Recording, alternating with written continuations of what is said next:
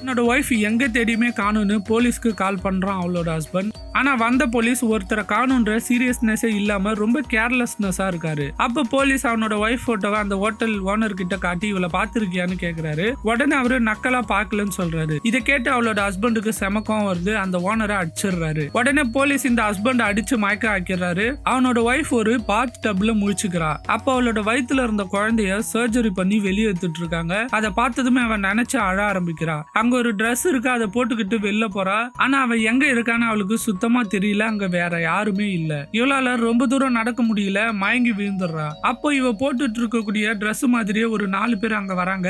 அவங்களுமே பிரெக்னண்டா இருக்கும்போது யாரும் அவங்க குழந்தைய சர்ஜரி பண்ணி வெளியே எடுத்துட்டு இருக்காங்க.